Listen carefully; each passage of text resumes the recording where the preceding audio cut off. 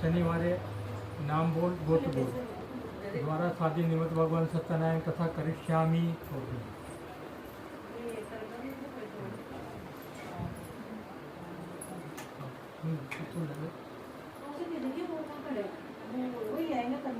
गजाननं भूतगणादि सेवितं प्रसिद्धं मुकुल चार वचनं वासुदं सोमनामंदे गणेश पादंगजं श्री गणपतियां समय आसन स्थापयामि। गणेश जी का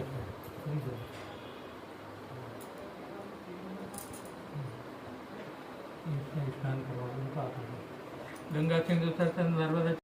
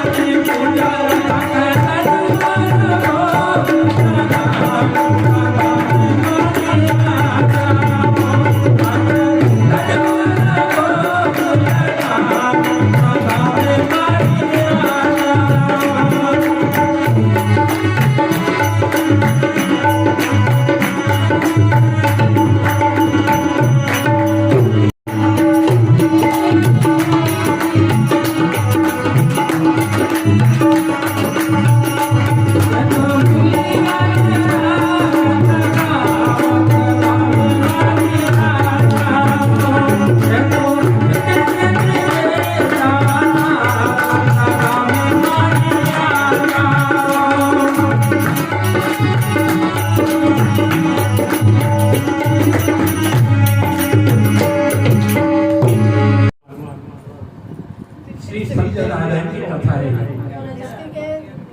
श्री और नारायण के बीच में सत्य छिपा हुआ है।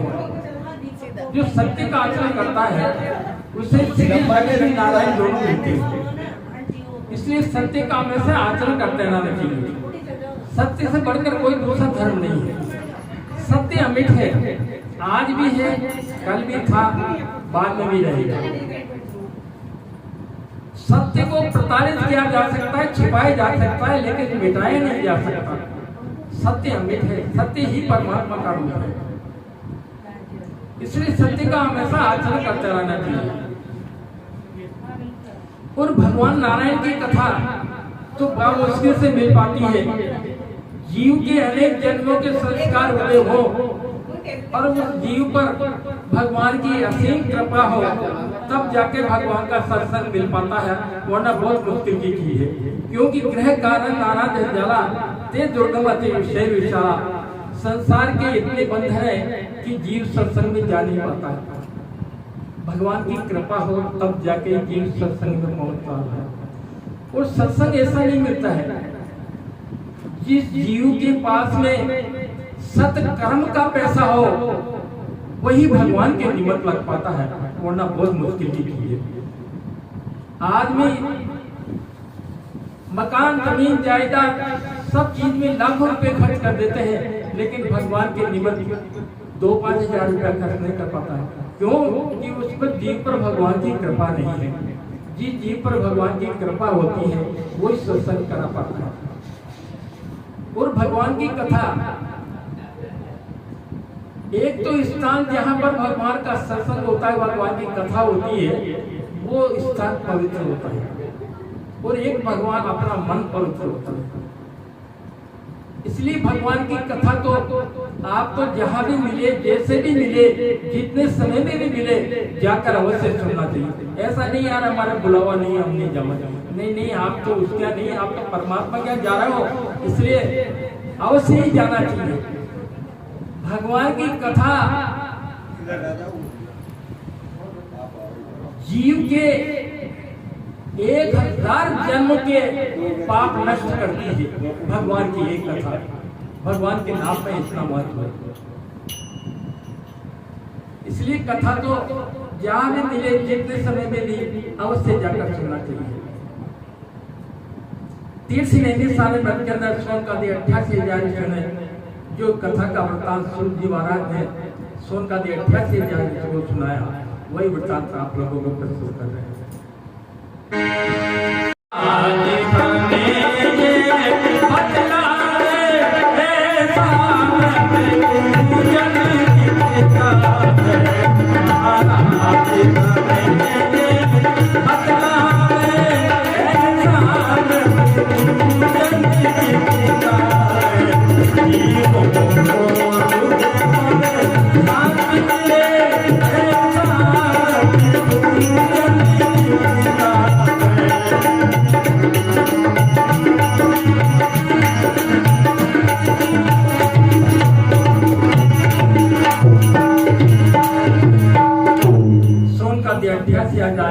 सूर्य जी महाराज से प्रार्थना करते हैं, कहते महर्षि कृपा के बतलाइए, कलयुग के अंदर ऐसा कौन सा सर्वव्रत है जिसके करने से मनुष्य की सब मनोकामनाएं पूर्ण होती है। इस प्रश्न को सुनकर सूर्य जी कहे, महाराज कहते हैं, मुझे सुनो, भगवान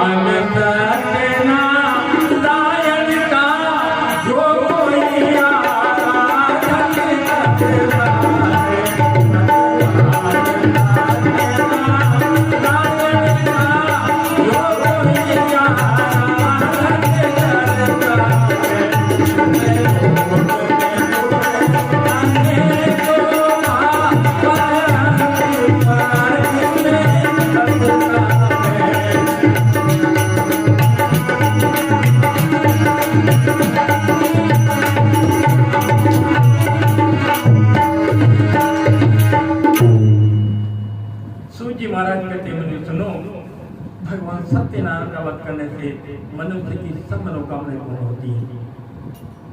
इस प्रश्न को सुनकर सूर्य जी महाराज सोन का 88,000 इसे कहते हैं, महर्षि कृपा करके बतलाइए, इस पृथ्वी पर किसने मनुष्य को क्या क्या फल पाया, पृथ्वी का प्रचार, पृथ्वी पे कथा का प्रचार किस प्रकार हुआ, वो सब वृतांत हम सुनना चाहते हैं।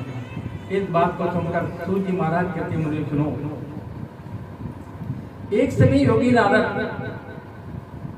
अनेक लोगों में भ्रमण करते हुए और भगवान का गुणानुवाद करते हुए मृत्यु लोक के अंदर आते हैं। नारायण हरि नारायण भजो नारायण हरि नारायण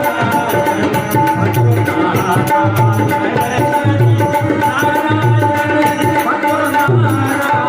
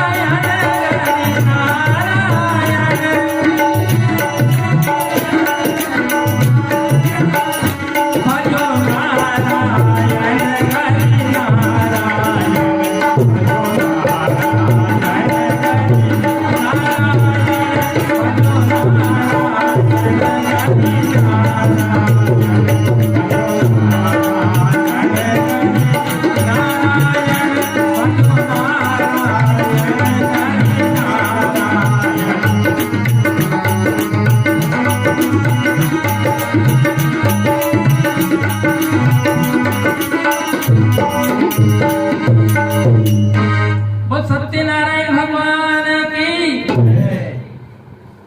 कहीं जे आज कोई 11 से गई, आज तो 1200 की ना, 1100 तो भाई सगाड़ न करो, वहां तो बोल न कर दो, जोर से बोलो ना। आज कहीं कंजूसाई करो तो राम का नाम बोलो, सत्यनारायण भगवान की। ये बात आया ना। तो इस प्रकार से नारद जी भगवान का गुणानुवाद करते हुए मृत्यु लोक में अंदर है। यहाँ पर क्या देखते हैं, प्राणी अपने अपने कर्मों के कारण नाना प्रकार के जंजालों में दुख भोग रहे हैं। कर्म ही प्रधान है, कर्म प्रधान विश्व करी राखा, जो जस करे सो तत्फल जाका। कर्म प्रधान है। कर्म भी 3 प्रकार के होते हैं, मनुष्य भी 3 प्रकार का होता है। कर्म 3 प्रकार के होते हैं। एक तो होता है कर्म, एक होता है विकर्म और एक होता है सत्कर्म। तो कर्म क्या है? जो अपन शादी, मकान, जमीन जायदाद, ब्याह शादी करते हैं, ये सब कर्म कहलाते हैं। और विकर्म क्या है? जिसे शासन मना करते हैं, चोरी, डाका, लूट, भय, ये सब विकर्म कहलाते हैं। और सत्कर्म क्या है? केवल परमात्मा का नाम, उमा कहो में अनुभव अपना, सत हरि भजन जगत सब करना। परमात्मा का नाम ही सत्कर्म है। मनुष्य भी 3 प्रकार के होते हैं।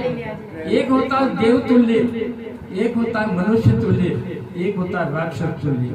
तो देव तुल्य तो वो है कि जो परोपकार करता है, अपना भी दूसरों को दे देता है, दूसरों के लिए लगा देता है, वो होते हैं देव तुल्य। और मनुष्य जो होते हैं, मनुष्य योनि, मनुष्य प्रवृत्ति के, वो तो ये तेरा है और ये मेरा है, तेरा मेरा। और राक्षस प्रवृत्ति के वो है कि मेरा तो है ही लेकिन तेरा भी मेरा है, वो राक्षस प्रवृत्ति होती है। इसलिए कर्म हमेशा शुद्ध कर्म ही करना चाहिए। कर्म किसी को छोड़ता नहीं है। आप लाख छुपाओ किसी को, लेकिन वो कर्म कभी छोड़ता नहीं, पीछा नहीं छोड़ता। वो कर्म अगर देव संयोग से बन भी जाता है तो उसका प्रायश्चित कर लेना चाहिए। पश्चाताप यही है कि उस कर्म को दोबारा मत करो और परमात्मा का अपना स्मरण करो, तो उसका पश्चाताप हो जाता है। परमात्मा में यही विश्वास रखना चाहिए, ये नहीं कभी देवता, देवी देवता, भूत प्रेत वगैरह, राहु केतु, अरे ये कुछ नहीं है। आपके कर्म ही सब कुछ है, कोई राहु केतु नहीं है। अगर आपका सत्कर्म अच्छा है, कर्म अच्छा है, तो कोई आपको शनि केतु को कोई बिगाड़ नहीं सकता, लग नहीं सकता। सिर्फ सत्कर्म करो। अब कुकर्म किसी को छोड़ता ही नहीं है, चाहे तुम लाख छुपाओ, लेकिन एक न एक दिन वो कुकर्म सामने आता है। देखो, एक किसान था, किसान, उसके एक आम का बगीचा था। अब उसमें बड़े अच्छे अच्छे मीठे फल लगे हुए थे। एक गांव का आदमी आकर के उसके बगीचे में फल तोड़ता। किसान ने मना किया, भाई मान जा, तुम मान जा। नहीं मानता है। उस किसान ने उस आदमी को मार कूट के अपने खेत में ही गाड़ दिया। उस समय निकला, वो किसान ट्रेन में यात्रा कर रहा था, तो एक स्टेशन आया, वहां पर 2 सूटकेस लेकर के आदमी चढ़े और वो सूटकेस ले जाकर उस किसान के पास में रखते हैं। कहते हैं, महाराज भाई साहब, हमारा कुछ सामान बाहर लग गया है, इसलिए आज कुछ समय के लिए ही हमारा सामान रख लो। सामान रख देते हैं, वो आदमी दोनों नीचे उतरते हैं, ट्रेन चल देती है, सामान किसान के पास रह जाता है। ट्रेन में चेकिंग करते हुए पुलिस वाले आ जाते हैं, कहते हैं, भाई तो बताइए इसमें क्या है सूटकेस में। कि महाराज ये तो उन दोनों लोगों का था, वो तो चले गए, नीचे उतर गए, अरे ये सामान यहीं रह गया। कहने नहीं, बता तो इसमें क्या है। जब उस सूटकेस को खोलते हैं तो उसमें कटी हुई लाश मिली।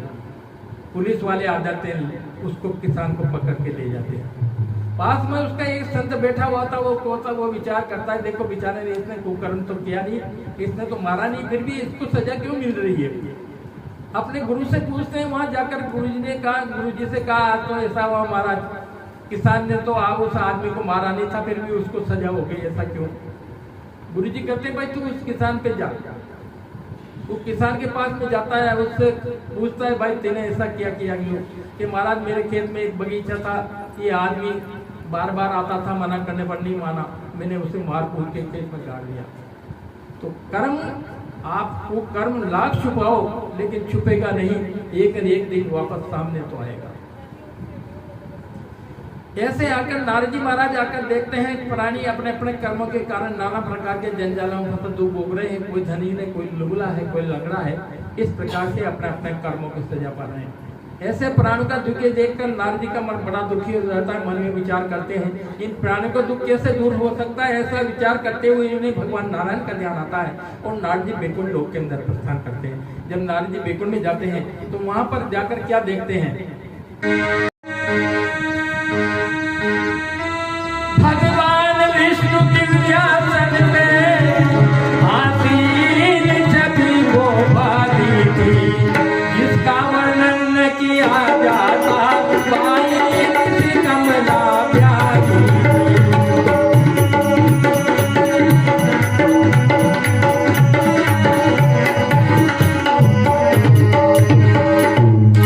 नारद जी बैकुंठ में जाते हैं, वहां पर जाकर क्या देखते हैं, भगवान नारायण शेष सेवा में विराजे हुए हैं, लक्ष्मी जी भगवान के चरणों को दबा रही है, जय विजय भगवान का गुणानुवाद कर रहे हैं। ऐसे सभी को देख की दृष्टि नारद जी जाती है, अपने आसन से खड़े हो जाते हैं, प्रेम पूर्वक नारद जी को अपने आसन पर लाकर बिठाते हैं और फिर भगवान मुस्कुरा के इस प्रकार से पूछते हैं, अहो आज आए यहाँ आप भले मुनिराज, दर्शन पाए प्रभु की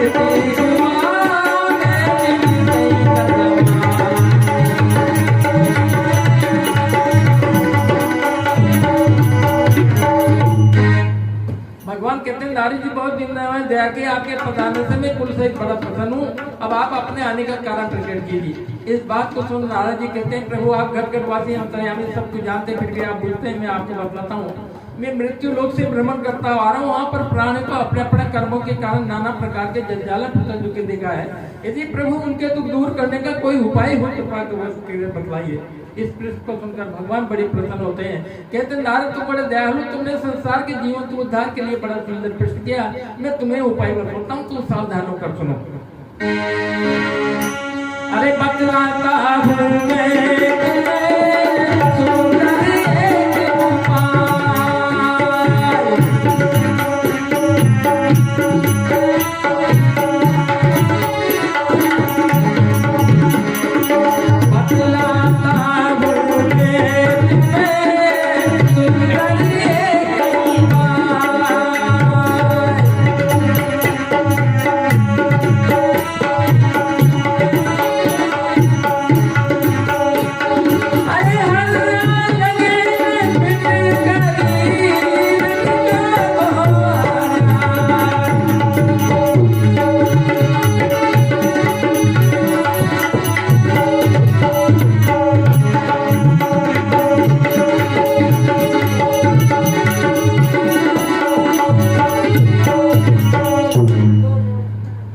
कहते हैं नारद मैं तुम्हें सुंदर सरल उपाय बताता हूँ, तुम सावधान होकर सुनो।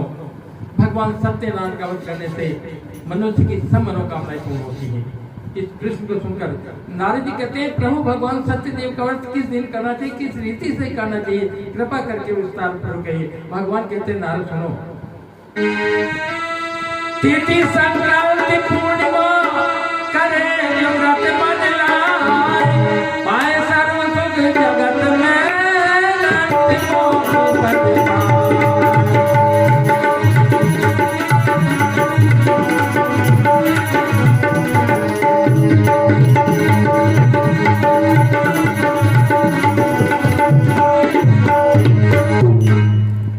भगवान कहते हैं नारद तिथि संक्रांति पूर्णिमा को भगवान सत्यदेव का भोजन किया जा सकता है।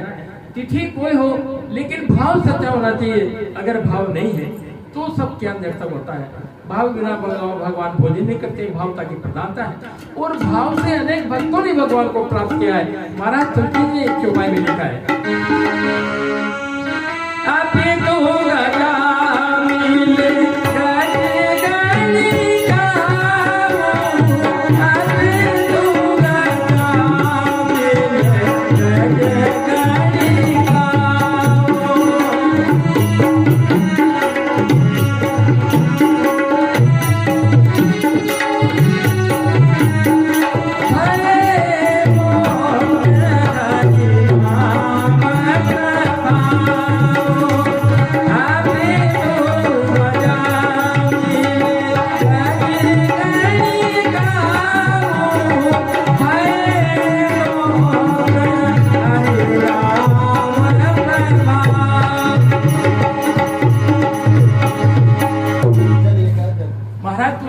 लिखते हैं, अपि तो अजामिल गज गणिकाओ भय मुक्त हरि नाम प्रभाव। एक अजामिल नाम का ब्राह्मण था, बड़ा सत्कर्मी ब्राह्मण था। एक दिन उसको उसके पिता ने हवन की सामग्री लेने के लिए जंगल में भेजा। जब सामग्री लेकर आ रहा था तो रास्ते के अंदर क्या देखता है, एक तालाब के अंदर एक गंधर्व, एक गणिका,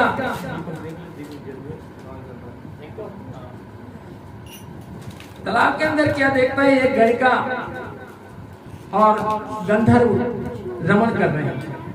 ऐसा देखकर अजामिल वहां थोड़ा रुकता है और बाद में विचार करते हुए अपने रास्ते में ले लेता है। लेकिन रास्ते में जाते हुए उसकी बुद्धि में भ्रम पैदा हो जाता है। वो वापस तालाब के अंदर आ जाता है। वहां आकर उस गंधर्व को 2 चाल लगाकर बाहर निकाल देता है और उस गणिका को साथ में लेकर अपने घर पर आ देता है। माता पिता कहते हैं, भाई तुझे क्या लेने के लिए भेजा, तू क्या लेकर आ गया? माता पिता को डांट देना, बात नहीं करना, तुम्हारी बुद्धि खराब होगा। आजकल भी ऐसा ही हो रहा है। 90% औलादे है ना, माता पिता को खरी खोटी सुनाई करती है। अरे जी आप क्या समझते हैं जी, आपका हम तो ज्यादा पढ़े लिखे हैं, आप क्या समझो? अरे भाई पुराने आदमी अनुभव लिए होते हैं, आपसे ज्यादा तजुर्बा रखते हैं, आप उनकी होड़ नहीं कर सकते। देखो एक किसान था, एक ट्रेन चल रहा था, उसमें एक बुजुर्ग यात्रा कर रहे थे। अब वो ट्रेन चल रही, उसमें 2 लड़के नए नए युवा चढ़े और उस बुजुर्ग के पास में आकर के बैठ गए और उनको उत्पात सुझा, अरे यार, दूसरा से कहने लगा, अरे यार ट्रेन रोक दे, जंजीर थे। दूसरा ने कहा, भैया 2000 रुपये लगेंगे जुर्माना। हाँ तुम दे देंगे, ये ले 2000 रुपया तेरे पास में रख ले। उसके पास में रख दे, चेन खींच दी, ट्रेन रुक दी। पुलिस वाले आ गए, किसने रोकी ट्रेन, किसने रोकी? अब वो दोनों लड़के कहते हैं कि साहब ये बाबा बैठे हैं ना, इन्होंने रोकी है ट्रेन को। उस बुजुर्ग आदमी का नाम लगा दिया। बुजुर्ग आदमी तो बुजुर्ग ही होता है। उसने कहा, साहब नहीं, मैंने रोकी तो है ट्रेन, मैंने ही रोकी है, पर मैं क्या कहता था, इन दोनों ने उच्चों ने मेरे 2000 रुपये छीन लिए। आप नहीं माना तो उनकी जेब में देख लो, देखते तो उसकी जेब में 2000 रुपये मिल जाते हैं। तो भाई साहब आप पा नहीं सकते बुजुर्गों की, माता पिता की तो सेवा ही होनी चाहिए। ऐसा नहीं, चरण स्पर्श होना चाहिए प्रातःकाल उठकर। उससे क्या होता है, सौभाग्य और आपकी सुख समृद्धि बढ़ती है। लेकिन आजकल तो कहा लोगों को शर्म आती है, आज के बच्चों को तो पैर छूने में नहीं छू पाते। मातृ देवो भय पितृ देवो भय, माता पिता को देवताओं की संज्ञा दी है। माता पिता तो जिंदे जा रहे हैं, कहाँ जा रहे हैं? वो मंदिर में जा रहे हैं। अरे वो मंदिर वाला ठाकुर जी भी कहेगा, पहले तू यहाँ पर क्यों आया? मैं तो तेरे माता पिता के रूप में बैठा हूँ, तू उनकी सेवा कर दे, उससे ज्यादा फल दे। अब आप तो सेवा करो नहीं, अरे आप चाहो हमारी सेवा हो जाए, तो ऐसा थोड़ी होता हमारा। देखो एक गरीब परिवार था, उन्होंने एक ही लड़का था, उसको पढ़ा लिखा कर अच्छा गजेटेड अफसर बना दिया। अब दोनों माता पिता है ना उनके पास में रहे, क्योंकि एक ही संतान था। अब वो साहब है ना नौकरी के नशे में, धन के नशे में माता पिता को सुताले हुए व्यवहार करे, उनको मिट्टी के बर्तन में खाना रखे। एक दिन उस डोगरी माँ के हाथ से मिट्टी का बर्तन टूट गया। अब तो साहब तो बड़े नाराज हुए, अरे माँ हाँ भैया, अरे कहते नहीं मिट्टी बर्तन टूट गया, फिर दोबारा लाना पड़ेगा मेरे को। पास में साहब का बच्चा खड़ा था कि बाबूजी कहाँ, आप एक मिट्टी के बर्तन ही 2 लाना। क्यों? कि जब आप बुढ़े हो जाओगे ना, तो आपको भी तो उसी में रखूंगा जैसे दादा दादी को रखूंगा। तो महाराज ये तो मान के चलना, अगर आप सेवा नहीं करोगे तो निश्चित रूप से आपकी सेवा भी नहीं होगी। ये मान के चलना। वो सौभाग्यशाली हैं जिनकी सेवा संतान करती है। 10% से ही सही है, बाकी तो 90% सेवा नहीं करते। अरे वोट तो हो रहे बुजुर्गों को वृद्धाश्रम में छोड़े आते हैं। पाटन में एक इंजीनियर है, इंजीनियर अच्छी पेंशन मिलती है, उसको घर से निकाले, छोड़ो नहीं आते रह रहा वृद्धाश्रम। तो माता पिता की सेवा अवश्य होना चाहिए। तो नारद जी उस आदमी अजामिल अपने माता पिता को डांट देता है, वो गणिका को ले जाकर अपने घर पर रख देता है और उसके लालन पालन में अपने माता पिता का सब धन कर देता है। जब धन नहीं रहता है तो चोरी करने लग जाता है, डाका डालने लग जाता है, बड़ा दुष्प्रगति का होता है। इतना कि सारे गांव वाले भी उससे डरने लगे, अरे चलो चलो अजामिल आ गया, दुकानें बंद करो, दुकानें बंद करो, सारा गाँव वाला डरता था। लेकिन अजामिल बेचारा अपनी स्त्री से डरता था। आप तो सभी डरते हैं, डरना भी चाहिए, इसमें फायदा है भैया जी, नहीं तो शाम को रोटी नहीं मिलती। देखो एक डोकरी माँ थी, एक बुजुर्ग परिवार था। अब उस लड़के की है ना, उसकी शादी होगी, बड़े घर में करोड़पति आदमी, पढ़ी लिखी एमए बहू आ गई। अब वो तीन ही तो प्राणी, अब वो तीन ही डोगरी माई तीनों का खाना बनाए, वो तो बना ही नहीं जाने वो तो, क्योंकि वो तो पढ़ी लिखी कभी बनाया ही नहीं जाने। एक दिन उस बहू के जमगी, अजी सासू जी, हाँ भाई, अरे कहते को आज तो खाना वालों मैं बनाऊंगी। सासू जी बोली, भाई तू कुछ बनाओगी, देख तू तो बड़ी पढ़ी लिखी है, एमए पास है, बड़े घर की है, तेने कभी खाना बनाया नहीं, तू कैसे बनाएगी? नहीं मैं तो बना लूंगी, एमए पास हूँ, साइंस पास हूँ, मैं तो सब बना लूंगी, आप तो बताओ क्या बनाना है? क्या भाई एक तू न माना तो एक तो कड़ी बना ला और एक फुल्का बना ला। का ठीक है, आप तो मंदिर जाओ। सासू जी तो मंदिर चलेगी। अब बहू जी रसोई घर के अंदर घुसी, किताब थी, किताब खोली, पंखा लगा हुआ था, 3 तो यूनिट थे, 3 की जगह 30 का हाथ में आ गया। अब ये तो देखा ही नहीं। अब उसने सोचा कड़ी के लिए बेसन कितना लेवा, 3 किलो बेसन ले, अरे पानी का 3 बाल्टी पानी डाल दो, अरे नमक का 1 किलो डाल दो, कम मिर्ची का आधा किलो डाल दो। अब वो तो डाल देती है, स्टोव पे चढ़ा देती है, गोट काली कर करके नीचे पटक देती है। अब रोटी भी कभी बनाई वो तो दे आटा दे पानी, दे आटा दे पानी, भारत जैसा नक्शा बना के पटक देती है, रख देती है। इतने में माँ भी मंदिर से आ जाती है, लड़का भी आ जाता है काम से। लड़का बोला, माँ हाँ भैया, अरे देख बहुत जोरों की भूख लगी, कुछ खाने को रख, बैठ जा भैया। अब माँ थाली में जो कटोरी में खड़ी है और रोटी लाकर उसके सामने धर देती है। ये देख रहे तो लड़का जल्दपूर्ण हो गया, अरे की माँ कहाँ भैया? अरे का तू 60 साल की बुढ़ी होगी और 3 एक ऐसी कड़ी बनती है कि ऐसी रोटी बनती है क्या? माँ बोली तू ठहर जा दे। बहू को बोला, बहू तू इधर आ, क्या बात है कि आज खानो किन्ने बनायो? तो मैंने बनायो। या कहता लाख जट करवा कर दो तो सब खाएंगे। नहीं ऐसी कड़ी बननी चाहिए, ऐसी रोटी बननी चाहिए। अब तो आप भी बनाया करो, डरता था सबका। तो ऐसा अजामिल से भी डरता था। एक दिन उस गांव में एक संत मंडली आती है, संत वालों से गांव वाले आकर कहते हैं, भाई यहाँ पर कोई अच्छा ब्राह्मण का मकान हो तो हम उसके घर का भोजन करना चाहते हैं। संत लोग जानते नहीं है, गांव वाले मिला क्या? उन्होंने कहा, महाराज हमारे गांव में तो एक पंडित जी अजामिल जी, वही आपको भोजन कराएंगे, आप उनके घर में जाओ। संत लोग जानते नहीं, अजामिल के घर पहुंच जाते हैं, हवा लगाते हैं, गणका बाहर निकलती, गणका से संत लोग कहते हैं, भाई यहाँ पर कोई अच्छा ब्राह्मण का मकान हो तो हम उसका घर का भोजन करना चाहते हैं। गणका ने कहा, महाराज मैं आपको बनाकर तो नहीं खिला सकती, लेकिन सूखा आटा दाल चावल देती है, सामने पीपल का पेड़ है, आप वहाँ बनाकर भगवान की प्रसादी तैयार कर ली।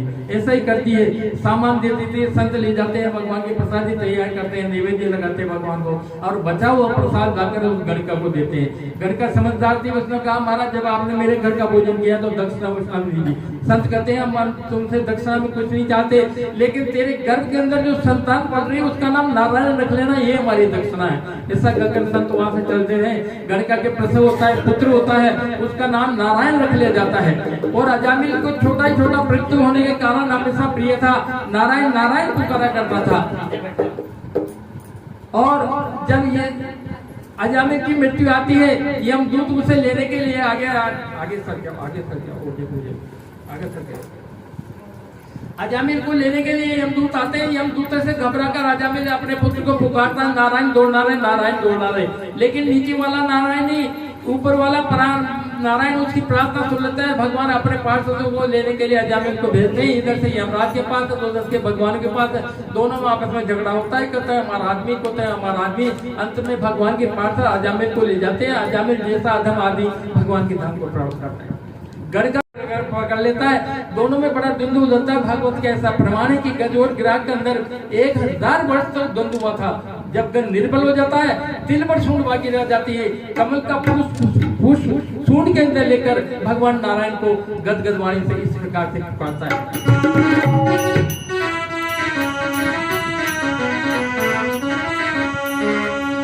मेरे दीन बंधु भगवान रे, गरुड़ पे चढ़ कर आजा, मेरे दीन बंधु भगवान रे, गरुड़ पे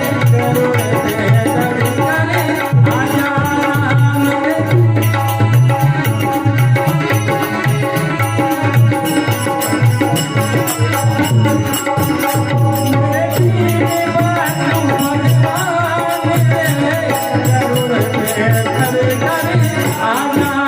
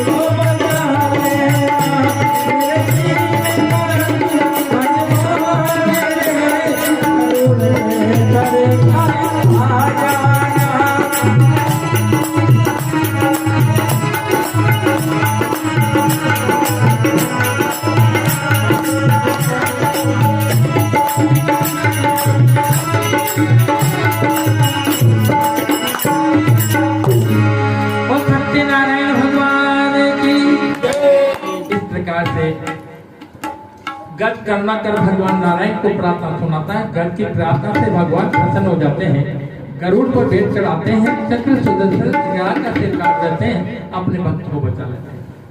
एक कर्मा नाम की जाति थी, उसका भाई ठाकुर श्याम सुंदर की सेवा करता था। कुछ दिनों के लिए बाहर जाने का नंबर आता है, अपनी बहन से कहता है, बहन मैं कुछ दिनों के लिए बाहर जा रहा हूँ, तो ठाकुर जी की अच्छी तरह पूजा करना, दिलाना दुलाना, अक्षर चंदन लगाना, मेरे ठाकुर जी को भोग लगाना, ऐसा नहीं मेरे ठाकुर जी भूखे रह जावा। ऐसा कर कर्मा का भाई बाहर चला जाता है।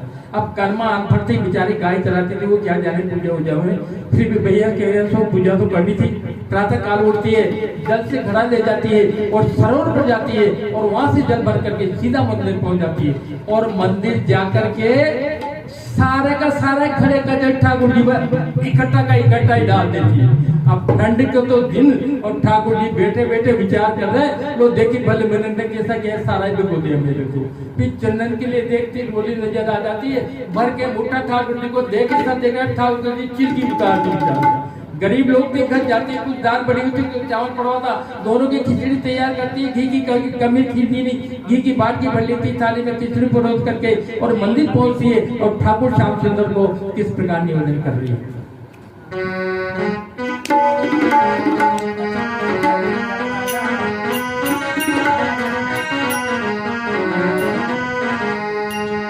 अरे थाली भर कर लाए रखी चुड़ो, थाली भर कर लाए रखी चुड़ो, ऊपर की पाट की जीवो मारा श्याम धन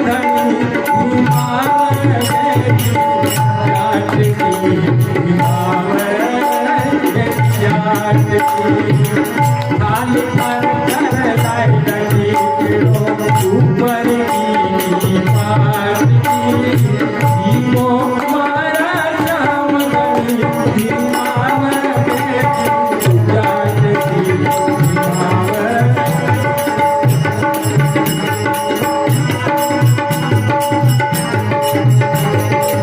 ऊपर की बात की जीवो माया श्याम गढ़ी हिमावत बेटी जानकी हिमावत।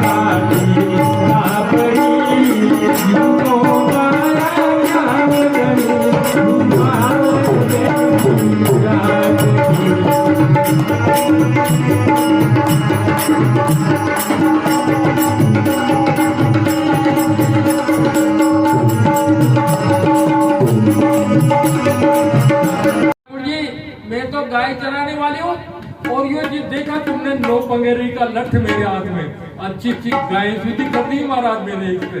भगवान को डराई धमका लेकिन भगवान फिर भी नहीं रोकते। फिर कर्मा ने विचार किया कि भैया क्या था पर्दा लगाने की, चला ऐसा करके देखते हैं। अरे पर्दो लगा वो भूल गई जाने पर्दो लगायो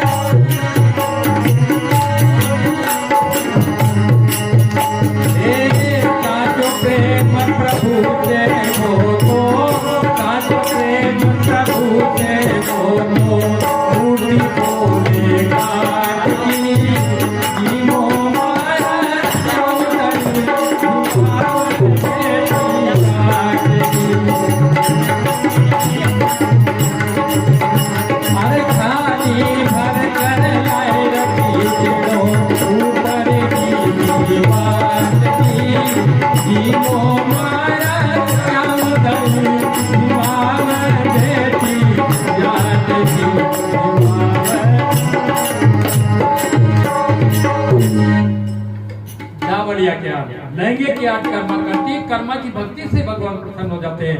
कहते भाई कर्मा लाते खिचड़ा खाते हैं, स्वयं अपने हाथ से कर्मा को खिचड़ी खिलाते हैं और कर्मा के हाथ से स्वयं भोग लगाते हैं। तो भगवान कहते हैं नारद जी भाव सच्चा होना चाहिए, अगर भाव नहीं है तो सब क्या निरर्थक होता है। और फिर लेकिन महाराज ये मन बहुत चंचल है, लगता नहीं है। हजारों जन्मों तक आप प्रयास करोगे तब जाके कहीं परमात्मा के लग पाता है, वरना बहुत मुश्किल की चीज है। माला फेर रहे हो लेकिन भगवान का मन, आपका मन न जाने कहाँ घूम रहा है। कथा में बैठे लेकिन मन न जाने कहाँ घूम रहा है, केवल शरीर से बैठे रहते, मन नहीं लगता है। देखो ये डोगरी माँ थी, डोगरी माँ सालग्राम जी की सेवा किया करती थी। 5-25 साल हो गए। अब एक दिन एकादशी पड़ी, अब वह माला तो फेरती जाओ, राम राम राम राम राम। अरे बहू हाँ, अरे देख आज हमारे एकादशी है, जरा आलू बड़े बना दीजिए, घी भी बड़े डाल दीजिए। फिर राम राम राम राम। अरे बहू हाँ, अरे कि देख खिचड़ी भी बढ़िया बना दीजिए, नमकीन बढ़िया, जर्रा ठर्रा। आत्मा में दरवाजा के एक कुत्ता आ गया। अब वो कुत्ता ही भगा, अरे भग भग भग भग। अब खुद को जाओ ही कोई डोगरी भाई आओ ताव आयो सामने सालग्राम जी उठा दे कुत्ता के पास। सालग्राम जी नाली में फिर हमारा साला राम यार वो तो नाले में गया, फिर लाओ तो वहां से पूछ पाछ के और बिठा देती है। फिर कहती देखो साला राम जी ऐसी बात है कि मुझे 25 साल हो गए आपकी सेवा करते हुए, पर काम तो आज ही आए हो आप कुत्ता भगाने के लिए। तो महाराज ये मन बहुत चंचल है, बहुत मुश्किल से लग पाता है। इस प्रकार से जो मुनि भगवान का विधि विधान से व्रत पूजन करते हैं, भगवान सत्यनारायण की मनोकामना पूर्ण करते हैं। श्री सत्यनारायण कथा प्रथमोध्याय समाप्त। बोल सत्यनारायण भगवान की कहते मुनि सुनो, सूत जी महाराज से सोनका जी 88,000 सूत जी महाराज से 88,000 से प्रार्थना करते हैं। कहते हैं महर्षि कृपा करके बतलाइए भगवान सत्यदेव का उसका प्रताप पृथ्वी पे कैसे हुआ, किसने उसको किया, क्या फल पाया, ये सब बताना सुनना चाहते हैं। इस बात को सुनकर सूत जी महाराज कहते मुझे सुनो,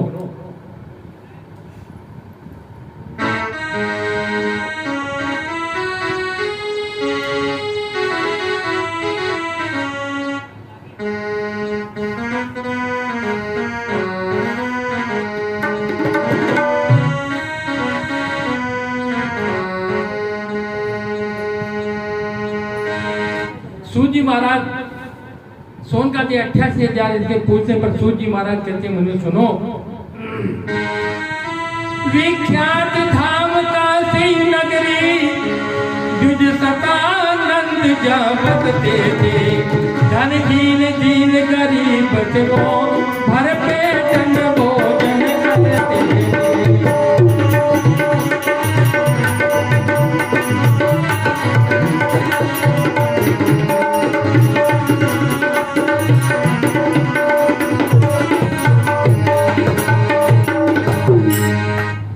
महाराज कहते मुझे सुनो, विख्यात धाम काशी नगरी के अंदर एक सतान नाम के महाराज रहा करते थे। बड़े गरीब थे, दिन भर भिक्षा मांगते थे, लेकिन उनको भिक्षा के अंदर एक दिन के गुजार के लायक भी भोजन सामग्री नहीं मिल पाती थी, भूखे रहते थे, बड़े दुखी थे। ऐसे दुखी ब्राह्मण को देखकर भगवान नारायण को दया उत्पन्न हो जाती है। एक बूढ़े ब्राह्मण का वेश रख करके वो सतानंद महाराज के पास में जाते हैं और उनसे इस प्रकार से कहते हैं, महाराज कहाँ को जाते हो, क्यों मारे मारे फिरते हो।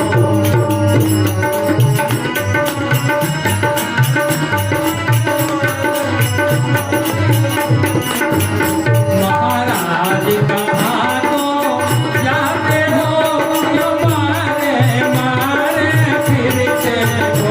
कुछ समाचार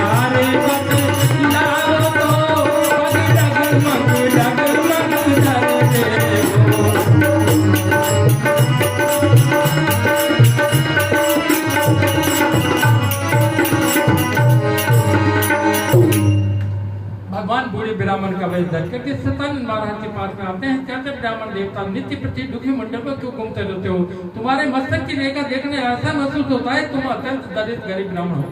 भगवान के ऐसे वाक्य सुनकर सतानंद महाराज मन में विचार करते हैं कि देखो जो भाग में लिखा वो तो भोगना ही पड़ता है, फिर मैं अपने दुर्दशा इस ब्राह्मण के सामने कर क्यों शर्म रहा हूँ। इस भाव को भगवान घट करवाते अंतर्यामी में जाते हैं। कहते ब्राह्मण शंका मत करो, मैं तुम्हारे दुख दूर करने का उपाय बतलाऊंगा, तुम मुझसे अपने दुख का कारण कहो। भगवान के ऐसे वाक्य सुनता है सतानंद महाराज को विश्वास होता है। कहते हैं महाराज जब आप बोलते मैं आपको बतलाता हूँ, मैं गरीब ब्राह्मण हूँ, भिक्षा के निमित्त पृथ्वी मंडल पर घूमता रहता हूँ, लेकिन मुझको भिक्षा के अंदर एक दिन के गुजारे के लायक भी भोजन सामग्री नहीं मिल पाती, भूखा रहता हूँ, ये मेरा दुख का कारण। ऐसे दुखी ब्राह्मण को देखकर भगवान कहते हैं ब्राह्मण घबराओ मत, मैं तुम्हें उपाय बताता हूँ, तुम भगवान सत्यनारायण का व्रत करो, इसके करने से तुम्हारी दरिद्रता जाती रहेगी, तुम्हें संसार लाभ मिलेगा। व्रत का मात्रा बताकर भगवान अंतर्ध्यान हो जाते हैं। ब्राह्मण अपने घर पर आता है, इन्हीं विचारों के कारण उसको रात्रि को ठीक से नींद नहीं आती है। प्रातः काल होता है, भगवान सत्यदेव का याद करता है, कहता है प्रभु आज भिक्षा के अंदर जो कुछ भी मिलेगा उससे मैं आपका व्रत पूजन करूंगा, ऐसा संकल्प करता है। संकल्प करने से भगवान प्रसन्न हो जाते हैं और उस दिन ब्राह्मण को भिक्षा के अंदर बहुत सा धन मिलता है, बाजार में जाता है, भगवान की पूजन की सामग्री लेकर आता है, बंधु पड़ोसियों को बुलाता है, विधि विधान से भगवान का व्रत पूर्ण करता है, भगवान प्रसन्न हो जाते हैं। सतानंद महाराज को भगवान दर्शन देते हैं और सतानंद महाराज के यथा नाम तथा गुण वैसे अन्वित हो जाते हैं।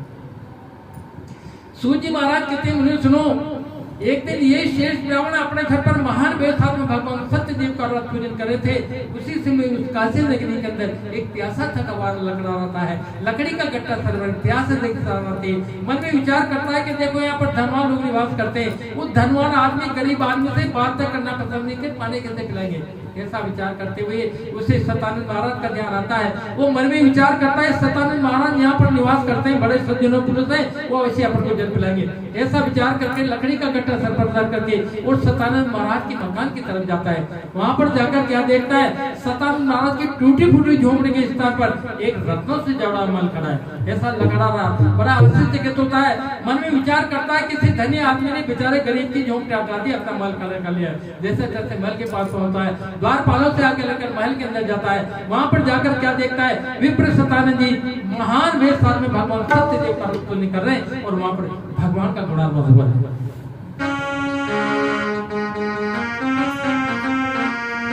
तेरी सारी रे गुंबरिया चली दे, तेरी सारी रे गुंबरिया तू तो कर ले भजन, हो जा तू तो कर ले भजन, हो जा प्रभु चरणों में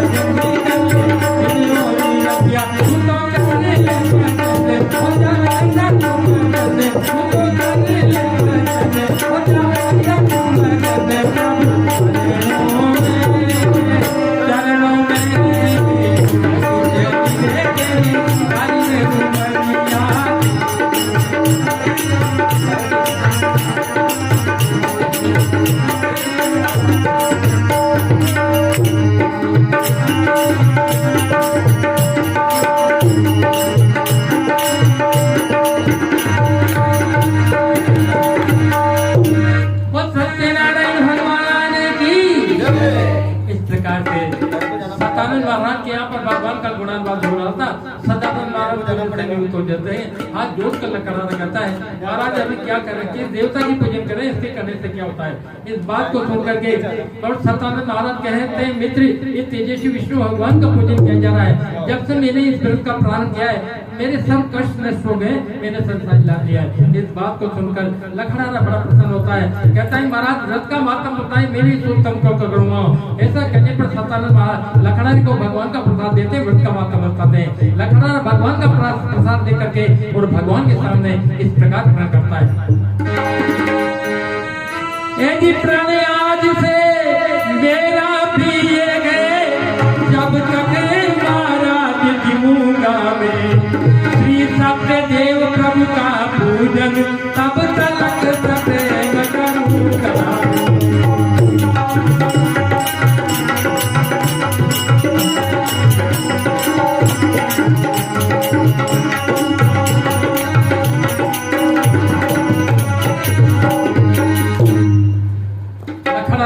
के सामने इस प्रकार प्रण करता है, जब तक मैं संसार में जीऊंगा भगवान सत्य देव का व्रत करूंगा, ऐसा संकल्प करता है। संकल्प करने से भगवान प्रसन्न हो जाते हैं और लखड़ारे की लकड़ी को चंदन बना देते हैं। लखड़ारा बाजार में जाता है, धनवान लोग खरीद लेते हैं, टुकड़ा दाम मिलता है। लखड़ारा बड़ा प्रसन्न होकर भगवान की पूजन की सामग्री अपने घर पर आता है, बंदो पुरुष को बुलाता है, विधि विधान से भगवान का व्रत पूजन करता है, भगवान प्रसन्न हो जाते हैं। लखड़ारे को भगवान दर्शन देते हैं और लखड़ारे की सतानंद महाराज देवता आनंद हो जाते हैं। सूत जी महाराज कहते हैं, मुझे सुनो, कुल को नहीं माने जिसके उर्मे प्रेम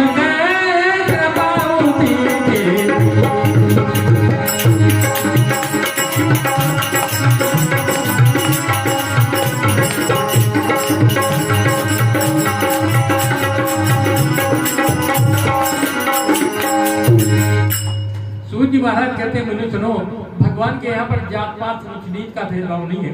जिसके दिल में भगवान के प्रति श्रद्धा होती है, भगवान की कृपा उसी के ऊपर होती है। देखो, भक्त अपने भगवान अपने भक्त की रुचि को हमेशा रखते हैं। जैसा भक्त जाता है स्वरूप धारण करके उसकी इच्छा को पूर्ति करते हैं।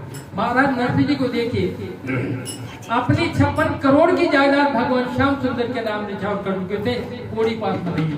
भाई नानी बाई के यहाँ से मायरा बनने के लिए पत्रिका आती है।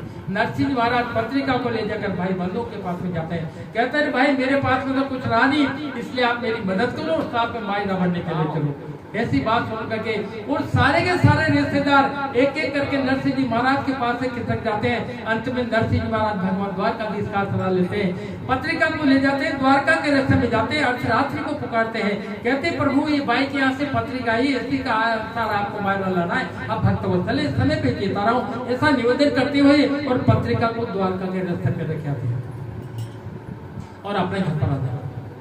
अब उधर से देखिए, भक्त की पुकार सुन करके भगवान द्वारकाधीश अर्धरात्रि को तिल मिलाकर खड़े हो जाते हैं। रुक्मणी जी कहती, महाराज आज क्या हमारी ऐसी सेवा में चूक हो गई जो आप अर्धरात्रि को तिल मिलाकर खड़े हो गए। भगवान कहते हैं, रुक्मणी जी आज मुझे मेरे भक्त ने पुकारा है और प्रातः काल मुझे मायरा भर के ले जाना है। ऐसी बात सुन करके और रुक्मणी जी कहती है, महाराज जब आप चलेंगे तो मैं भी साथ में चलूंगी। भगवान कहते हैं, मैं तुम्हें ले तो चलूंगा और मेरी एक शर्त है। शर्त क्या शर्त है महाराज? कि देखो नरसिंह जी महाराज की जितने भी रिश्तेदार है ना, उन सबको अपनी रिश्तेदारी समझना और नानी बाई की सास के जाके पैर छूना। ऐसा नहीं, तुम्हें ये अभिमान हो जाए कि हमारे पतिदेव तो 3 लोग के स्वामी है, जो ये लक्ष्मी वही लक्ष्मी बन कर रहे, तुम्हें नहीं जानता हूँ, नानी बाई की सास तुम्हारी हालत खराब कर देगी। अच्छा महाराज ऐसा ही करेंगे। दूसरी बात कि नानी बाई की देरानी जेठानी है, उनको तुकारा नहीं देना, और जो नानी बाई की ननद है डर कर ना, उससे बड़ी खूंखार हो रहा था, मुझे भी डर लगता तो उससे। अब देखो अपन ऐसे चलने से राजा रहे, इसलिए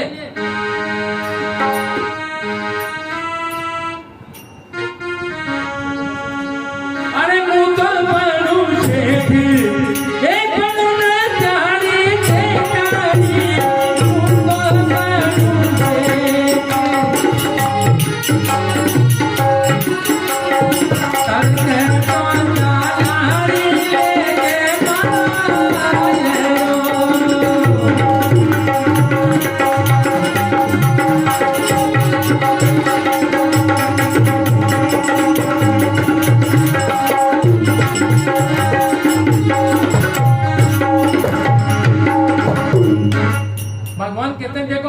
चल नहीं सकते राजा ने, इसलिए इससे मैं सेठ बनता हूँ, आप शैतानी खोदी और प्रातःकाल मायरा बनना चलना। अब उधर से देखिए नरसिंह जी महाराज घर पर आते हैं और टूटा फूटा गाड़ा तैयार करते हैं। एक बेल कहीं से, एक जोड़ा कहीं से, टूटा फूटा गाड़ा तैयार कर लेते हैं। उसी समय भगवान द्वारकाधीश भक्त की परीक्षा देने के लिए एक लखड़े का रूप धर लेते हैं और नरसिंह जी की गाड़ी के पास में आ जाते हैं और नरसिंह जी से इस प्रकार कह रहे हैं,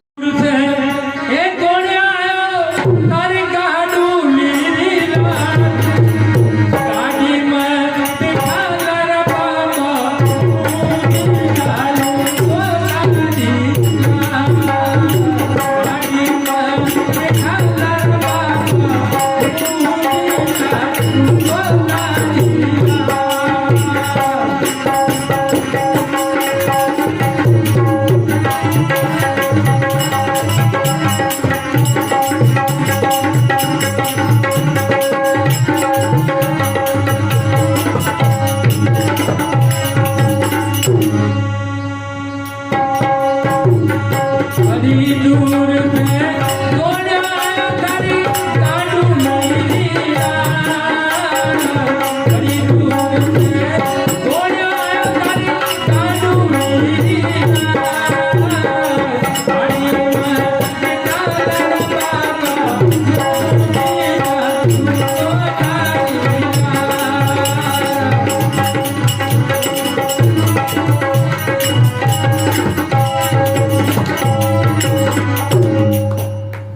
नरसिंह जी के पास में भगवान आकर कहते हैं, नरसिंह जी महाराज बड़ी दूर से आ रहा हूँ, ऊपर से कैसे धूप पड़ रही है, मेरे पाँव में जूते होते भी नहीं, आपकी जा रही गाड़ी में बिठा लो, मैं भी आपके साथ में चलूंगा। नरसिंह जी महाराज क्या कहते हैं, नरसिंह बोलिया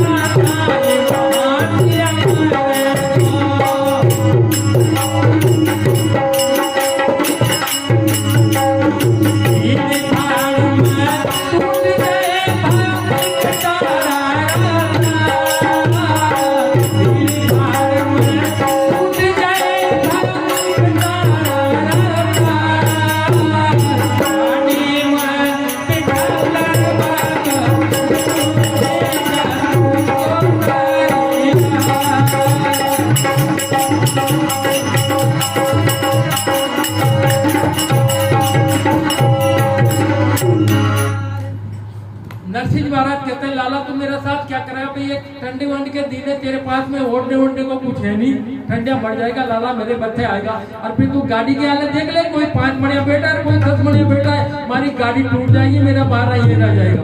भगवान क्या करते हैं,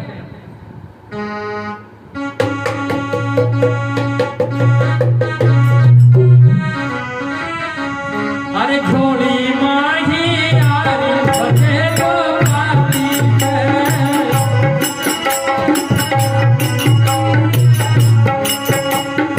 छोड़ी माही यारी बचे तो पाती है,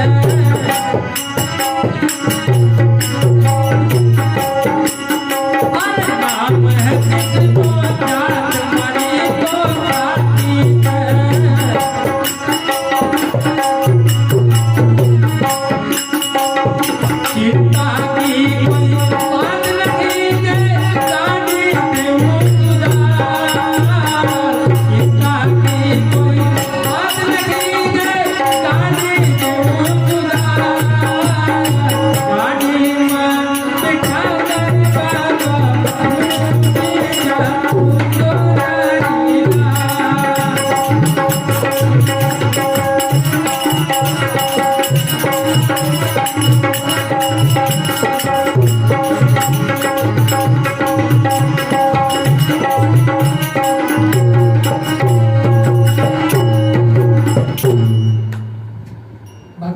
नरसिंह महाराज आप इतना क्यों घबरा रहे हो, मैं जन्म जाप खाती हूँ, मेरी झोली में आरी बसे में पाते सब पड़ी हुई है, आपकी गाड़ी टूट जाएगी, मैं सुधार दूंगा, मेरे को साथ में ले लो चलो।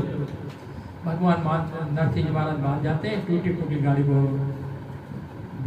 पर चलाते हैं, गाड़ी अंजार नगर पहुंचती है, लेकिन भगवान तो लखड़े के रूप में थे, इसलिए नरसिंह जी महाराज पहचान नहीं सके, उसी से में भगवान द्वारकाधीश और वहां से अंतर ध्यान होकर द्वारका जा पहुंचते हैं, और रुक्मणी जी कहता है कि चलना हो तो चलो, नहीं तो मैं तो जा रहा हूँ। रुक्मणी जी ने कहा महाराज क्या देरी है, चलो बैठो रथ में। अब भगवान इस गति को रथ से चलाते हैं कि रुक्मणी जी तो इधर उधर इधर उधर उधर वो डोलने लग जाती है, कहती महाराज ऐसे की क्या जल्दी है, अरे ये तो गनीमत है कि हम रथ के अंदर ही उछल कूद के पड़ रही है, अरे खदीन को आता नीचे जा पड़ी तो हाड़ी को एक ही क्या कह रही है रुक्मणी जी भगवान से,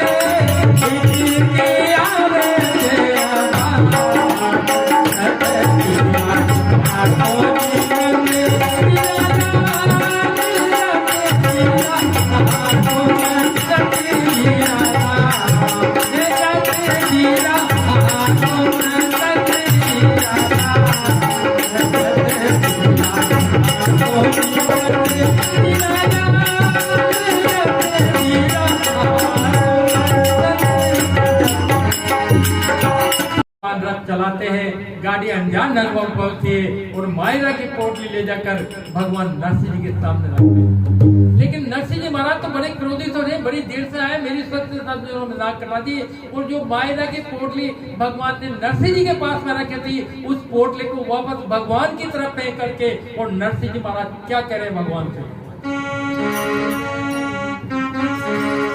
अरे ले जा थारी कटड़ी जो मोड़ो आयो गिरधारी ले जा थारी कटड़ी।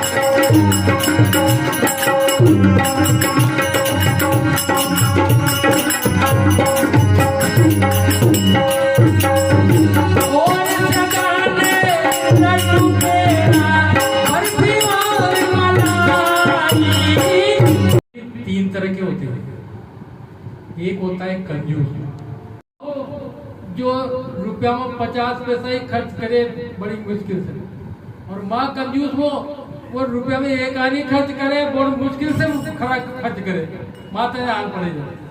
और माँ कंजूस वो जो खर्च करे ही नहीं, लाख बुरा को लोग बाग दांत काट दे। अरे ऐसे 3 दोस्त थे, 3 दोस्त। पतिव्रता स्त्री इस प्रकार से आचरण करती है, उसे परमात्मा की प्राप्ति हो जाती है। तो भारत में बहुत बड़ी पतिव्रता स्त्री हुई है, सती सावित्री हुई है। सत्यवान की मृत्यु हो जाती है, यमराज सत्यवान के प्राणों को ले जाते हैं, स्वर्ग के अंदर पहुंच जाते हैं। सावित्री पीछे लगी हुई पहुंच जाती है, और वहां जाकर के यमराज जी देखते सावित्री पीछे लगी हुई है, कहते भाई तो यहाँ पर क्यों आई, ये तो संसार का नियम, हम जीव को लाते हैं ले जाते हैं, तुम यहाँ से जा। लेकिन सावित्री कहती महाराज मैं अपने पति को यहाँ से लिए हुए जाने वाली नहीं हूँ। यमराज परेशान हो जाते हैं। अंत में यमराज कहते हैं भाई हम सत्यवान के प्राणों को तो नहीं दे सकते, लेकिन तुझे एक मनवांछित वरदान देते हैं, तू जो चाहती है एक वरदान मान ले। सावित्री कहती है अच्छा महाराज महाराज आप वरदान दीजिए, मेरे सास ससुर मेरे लल्ला को सोने के कटोरे में दूध पिला। यमराज जी कहते तथास्तु। जाने लगती है, बांह पकड़ लेती है यमराज जी की सावित्री, कहाँ जा रहे हो? अरे कब अब तो मेरे पीछा छोड़ते नहीं, जो चाह वरदान दे दिया। आपने क्या वरदान दिया महाराज? आप मेरे पति के प्राणों को लिए हुए जा रहे हैं, कहाँ से मेरे लल्ला होगा, कहाँ से सास दूध पिलाएंगे?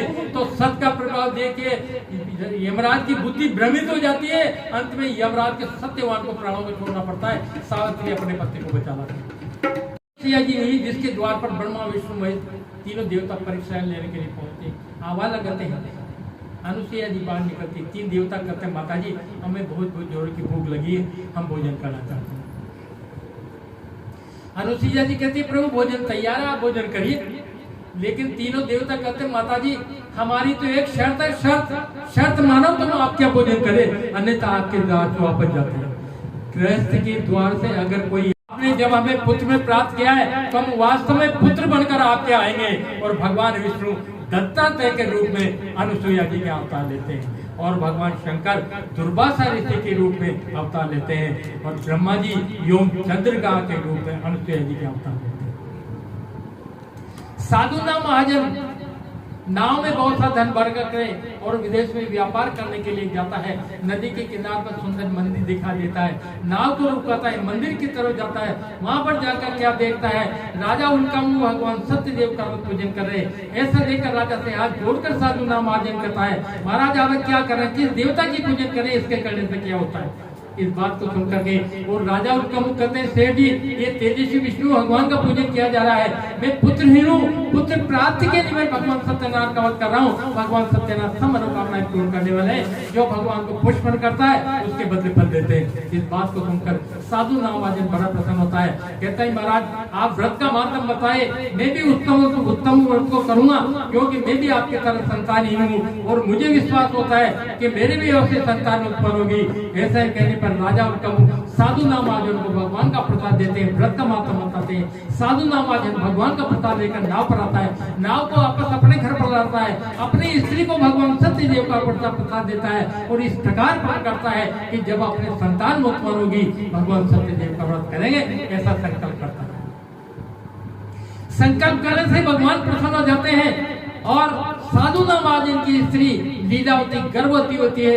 10वें महीने के अंदर सुंदर कन्या का जन्म होता है। उस समय सेठ की स्त्री हाथ जोड़कर अपने पति से कहती है कि स्वामी जो आपने भगवान सत्यदेव का व्रत का संकल्प किया था उसे भी साथ साथ पूर्ण कर लीजिए। इस बात को सुनकर सेठ कहता है इस समय मैं व्रत नहीं कर सकता, क्यों कि कन्या के जन्म उस समय बहुत सारे रुपए खर्च हो चुका है और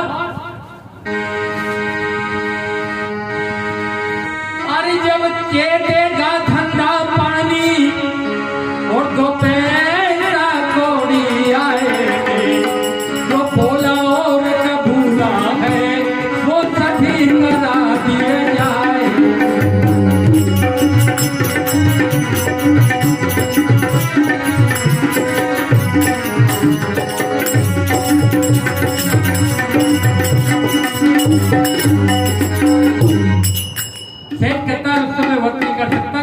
जन्म बहुत खर्च हो चुका है, धंधा पानी चलता है तो पैसे को आएंगे तभी भगवान सत्यदेव का व्रत करेंगे, ऐसा अपने समझा देता है। व्यापार करने के लिए निकल जाता है, वर्षों बाद व्यापार करके आता है, अपनी कन्या कलावती को ब्याही होगी देखता, मन में बड़ी चिंता उत्पन्न होती है। दूध को बुलाकर कहता है कन्या के लिए सुंदर वो ढूंढ कर लाओ। दूध का अंचल नगर पहुंचता है, बड़ी खोज करके बड़ी को ले आता है और सुंदर वर को देकर कन्या का ब्याह उस वर के साथ कर देता है। और उस समय वहां पर दूल्हा क्या शादी में गीत गाए जा रहे हैं। किस प्रकार से गीत गाते हैं पुराने समय की आरती में, वो गीत सुनाता हूँ।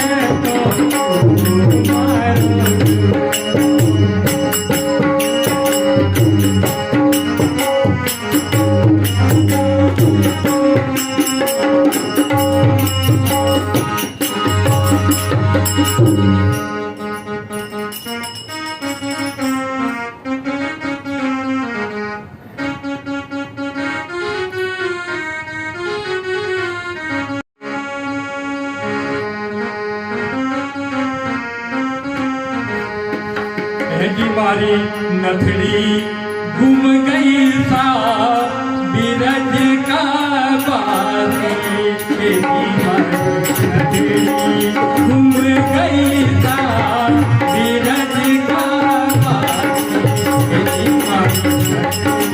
घूम गई सा बीरज का बासी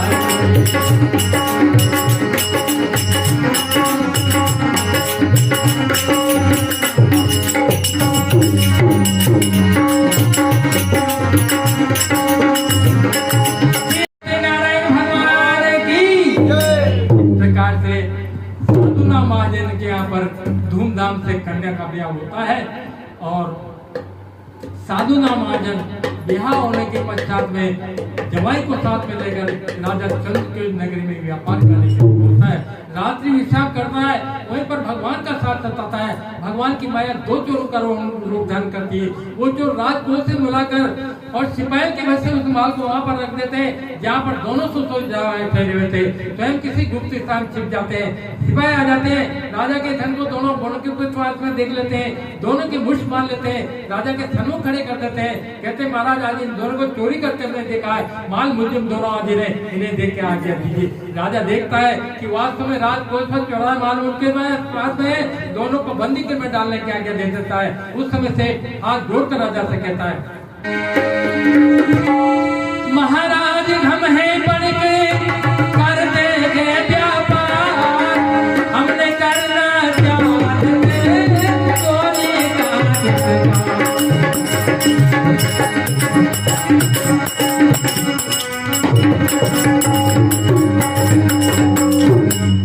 राजा से हाथ जोड़ के साधु नामाजन करता है। महाराज आप यारो विचारो, हम तो बड़े पुत्र हैं, बरसों से आपके नगर में व्यापार करने के लिए आते हैं, आज ही रात के आकर ठहरे हुए आपके सिपाही जबरदस्त में आप पकड़ लाए। आप जरा विचारो हम को कम कर सकते हैं, लेकिन भगवान की माया से मोहित हो जाने की बात नहीं सुनता, दोनों को बंदी करने में डालने के आगे दे देता है। और इसी साथ के कारण उधर सेठ कर उसकी स्त्री पुत्री कलावती दोनों माँ बेटी बड़ी दुखी हो जाते हैं। जगह में साथ चोर चुरा ले जाते हैं, अन्न के लिए दर दर भटकती फिरती रहती है।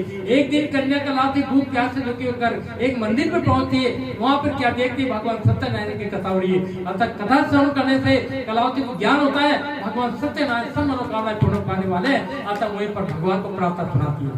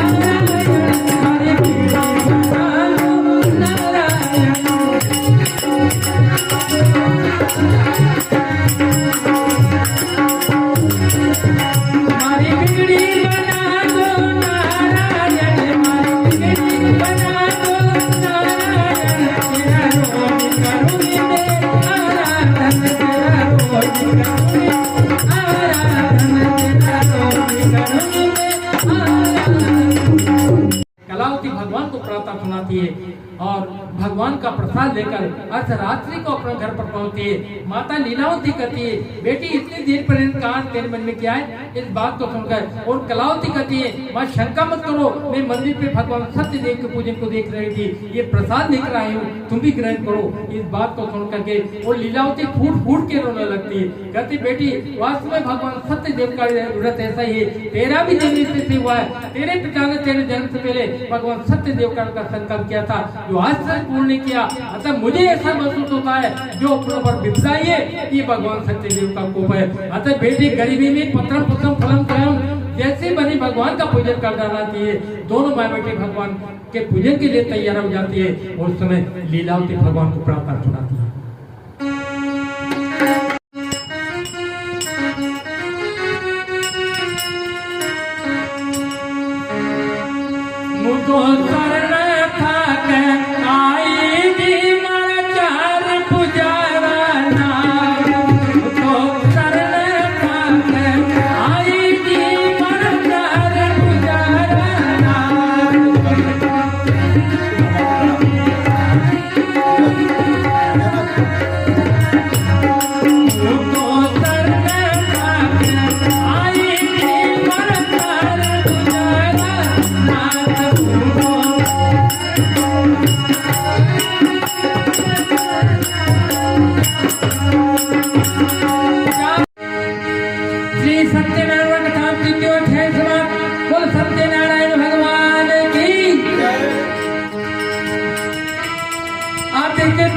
जब मिल गया फूल उठे सब, चले साधु निज देश को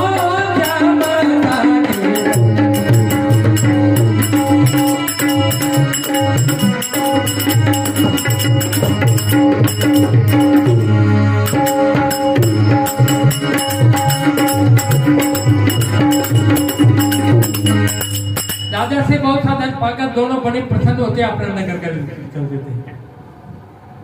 सेठ जी कहते हैं, लाला कोई बात नहीं, 2-4 महीने की जेल काट ली, किसने देखा धन तो बहुत मिल गया, बड़े प्रसन्न होते हैं। भगवान मन में विचार करते हैं कि देखो सेठ को जेल से छुड़ाया, बहुत सा दिन दिलाया है, अभी भी पूजन करने के लिए तैयार है कि इसकी परीक्षा लेना चाहिए।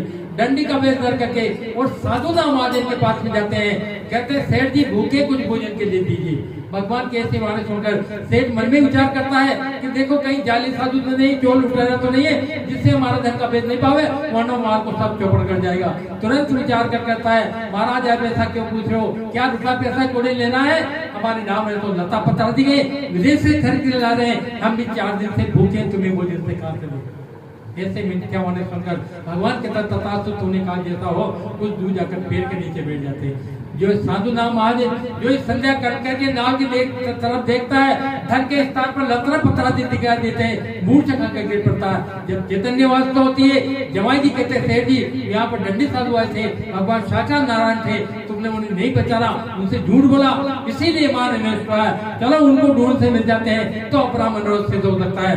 दोनों सोच जवाई उधर जाते हैं जिधर दंडी स्वामी गए थे, भगवान को देख लेता है, भगवान के स्थानों में गिर जाता है और भगवान को करुणा कर इस प्रकार प्रार्थना सुनाता है। क्या कहता है सेठ भगवान को, आज मुझको शरण थाक आयो जी, क्षमा करो अपराध प्रभु मुझको घबरायो, मुझको शरण थाक आयो जी, क्षमा करो अपराध प्रभु मुझको घबरायो जी।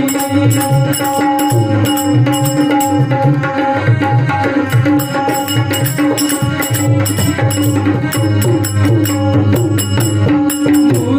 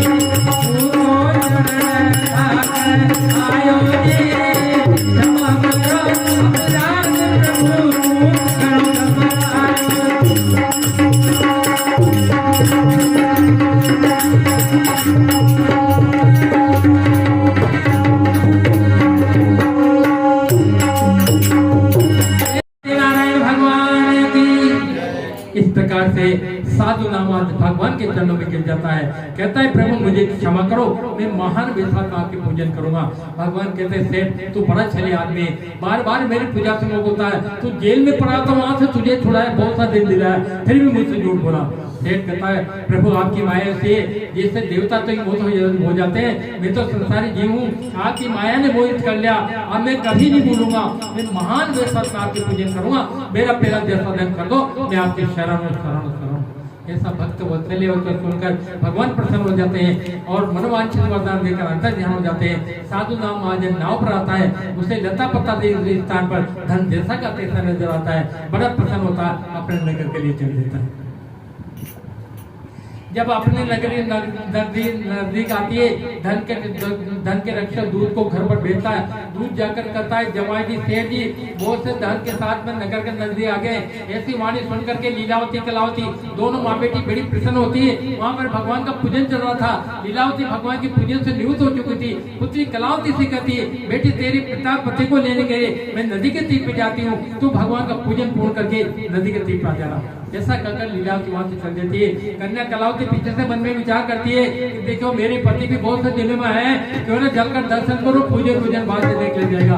पूजन को दूरा छोड़कर कन्या कलावती अपने पति के दर्शन के लिए नदी के तीर पा जाती है। इस कृत्य से भगवान रुष्ट हो जाते हैं, उसकी पति के नाव को जल में अंतर्ध्यान कर देते हैं। कलावती पति को लेकर मरने का निश्चय कर लेती है। ऐसी कठिन स्थिति में साधु नाम महाराजन नतमस्तक होकर भगवान सत्यदेव को याद करता है, कहता है प्रभु मुझसे मेरे परिवार से जो कुछ भूल हो गई हो उसे आप क्षमा करो, मैं महान व्यवस्था में आपकी पूजन करूंगा।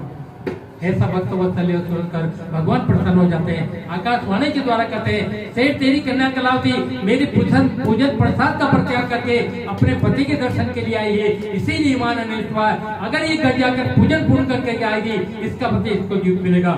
ऐसे आकाशवाणी सुन करके और कन्या कलावती वापस घर पर आती है, विधि विधान से भगवान का व्रत बनकर पूजन करती है और भगवान को करुणा कर इस प्रकार प्रार्थना सुनाती है।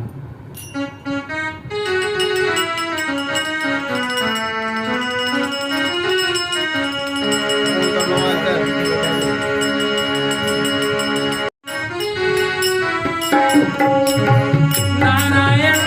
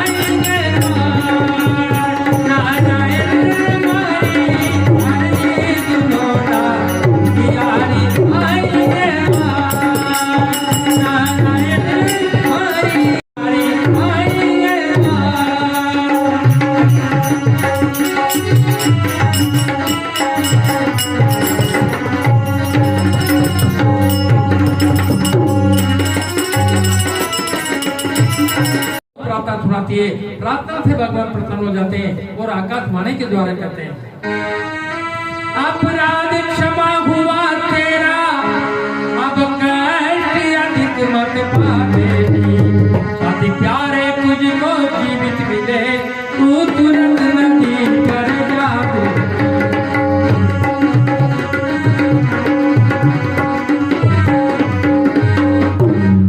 भगवान आकाशवाणी के द्वारा कहते हैं, बेटी तेरा अपराध क्षमा हुआ है, अधिक कष्ट मत पा, नदी के तीर पे जा, तुझे तेरे पति जीवित मिलेंगे। ऐसी आकाशवाणी सुनकर के कन्या कलावती वापस नदी के तीर पर आती, अपने पति के दर्शन करती, वेश्य के परिवार के लोग सभी प्रसन्न हो जाते हैं। साधु नाम महाजन नदी के तीर पर भगवान का सुंदर मंडप बनाता है, विधि विधान से भगवान का व्रत पूजन करता हुआ अंत में सत्य प्रेम को नाम करता है। श्री सत्यनारायण धाम चतुर्थ अध्याय समाप्त।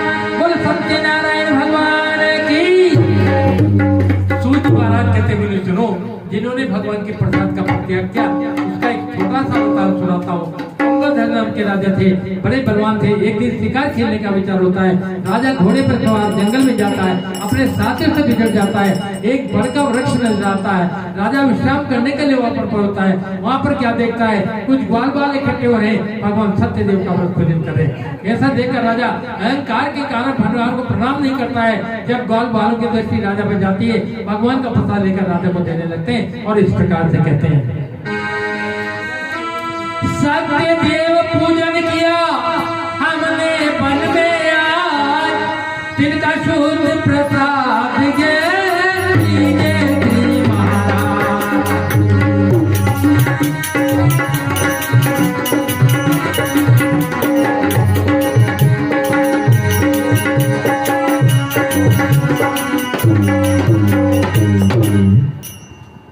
ग्वाल बाल कहते हैं, राजन आज बन के नाम हमने भगवान सत्यदेव का व्रत पूजन किया, इनका एक महान प्रसाद ग्रहण कीजिए।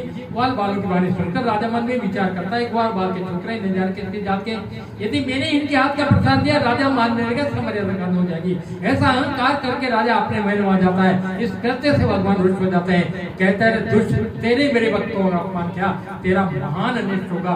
ऐसा भगवान का शाप होता है। जब राजा महलों में पहुंचता है तो वहां पर क्या देखता है, उसके 100% सब मर जाते हैं, जितना संसार भाग बोला हो जाता है। ऐसी परिस्थिति देखकर राजा मूर्छा खाकर आंगन में गिर पड़ता है और मूर्छावस्था में भगवान के सेवा के राजा को सुनाई देते हैं। भगवान कहते हैं, राजन, तूने आज अपनी करनी का फल पाया है। जिन ग्वाल बालों ने तुझे भगवान का प्रसाद दिया, तुमने नहीं दिया, कितना भगवान सत्यदेव का अपमान किया है। हे राजन, भगवान के यहाँ पर जात पात ऊंच नीच का भेदभाव नहीं है। जिसके दिल में भगवान की प्रत्यक्ष श्रद्धा होती है, भगवान की कृपा होती है, होती है। हे राजन, जो अपना कल्याण चाहते हैं, अरे पाछाली सोबत में एक पत्थर मिलते हैं तो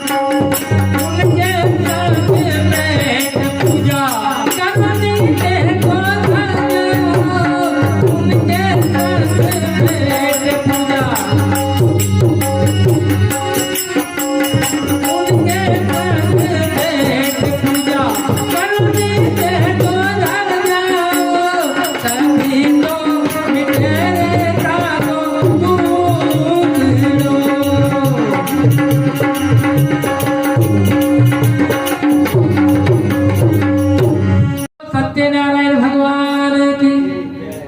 भगवान कहते हैं, राजन, तूने आज अपने करने का फल पाया है। जिन ग्वाल बालों ने तुझे भगवान का प्रसाद दिया, वो तुमने नहीं लिया। कितना भगवान सत्यदेव का अपमान किया है। हे राजन, भगवान के यहाँ पर जात पात ऊंच नीच का भेदभाव नहीं है। जिसके दिल में भगवान की प्रति श्रद्धा होती है, भगवान की कृपा होती है। हे राजन, जो अपना कल्याण चाहते हैं उसी वन में जाइए, वापस गाल बालों को बुलाइए, उनके साथ में बैठ कर फिर से भगवान का विधि विधान से पूजन करिए, तो तुम्हारे कष्ट नष्ट होते हैं। राजा चैतन्य अवस्था में होकर घोड़े पर सवार उसी जंगल में जाता है, बाल बालों को रोक देता है, उनसे क्षमा प्रार्थना करता है और उनके साथ में बैठकर भगवान का इस प्रकार गुणागान करता है। का नाम फिर पछताएगा, भज ले हरि का नाम फिर पछताएगा, झूठा है संसार धोखा खाएगा।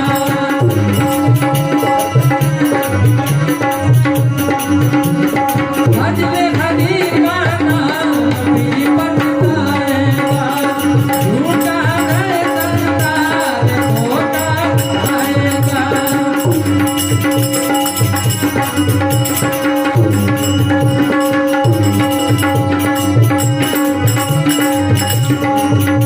अरे मात पिता बंधु सुख नारी, मतलब ठीक है दुनिया सारी।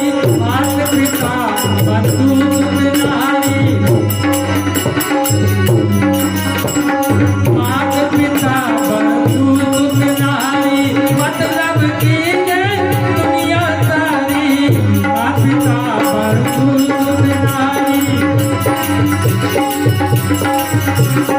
साथ में तेरे जाने कोई, साथ में तेरे जाने कोई, जब के द्वार जब जाएगा। भज हरि का नाम फिर पछताएगा, झूठा है संसार धोखा खाएगा।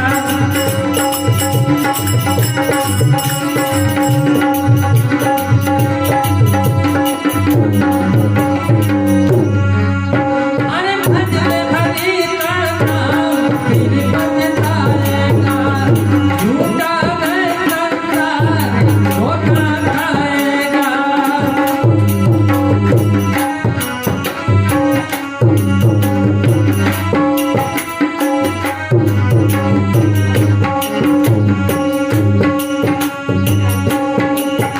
अरे कपूर गौतम कमाल कारण पीछा कारण विधि नारायण लाल भक्त कविया बिंद भम हरि भे कमनि कुतुर आरती समर्पयामि।